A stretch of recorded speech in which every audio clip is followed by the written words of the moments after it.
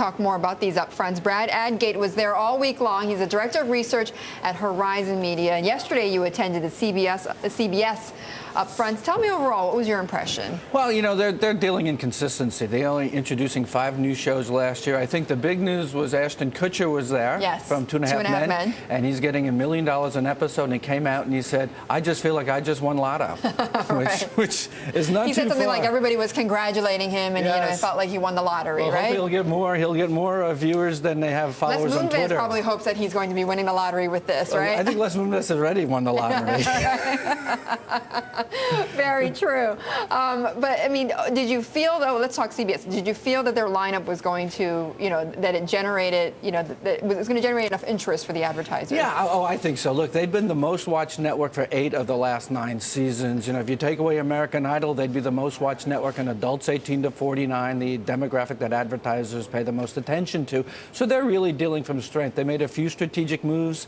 They added a couple of cute comedies. They're opening up a block on Saturday night of comedies, which is kind of different. Saturday night's kind of like a vast wasteland of yes. repeats of news magazines. Right. So they're bringing a comedy on that night. So again, they're moving a CSI to Wednesday night. Last year they made some great moves that worked out with them, moving Survivor, Big Bang Theory. They're moving The Good Wife, a show that a lot of people love, to Sundays at 9 o'clock to go opposite Desperate Housewives, which is going to be one of those key time periods to watch. Yes, bold move. What surprised you among what you saw from ABC, from CBS, from Fox and Univision? I mean, what surprised you? Well, I think that just how much comedy is out there this year. There's an awful lot. The networks, the 4 networks had 82 pilots. 41 of them were comedies. For a genre that was really thought to be dead a few years ago, with the exception of Two and a Half Men, it's really come back. All 3 networks, ABC, CBS, and NBC, are opening up a new night of comedies this year. And again, it brings in a younger audience, which of course advertisers pay a premium to.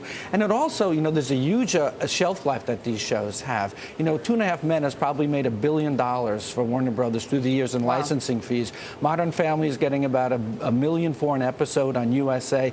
Dramas can't get those type of dollars. So I think there's a real financial, win that they're going to get from if they can get a hit comedy. You felt that we are in this turnaround then in advertising? Yeah. Oh, yes, definitely. I think there's all indications that advertising rates are going to be up. It's going to be a strong year. Again, it's going to be driven by retail and tech and financial and those automotive and those type of product categories. I think there's some concern about the football strike across all the networks. Yes. That was addressed, but they're going to cross that bridge when they come to it, I suppose. But yeah, they're very ecstatic about the marketplace. Talk to me about social media, because I'm told that was also part of the selling proposition this time around, right? Yeah, oh yes, all of them talk about. They didn't spend a lot of time on social media. They made a few references about how many followers they have on Twitter and how many friends they have on Facebook.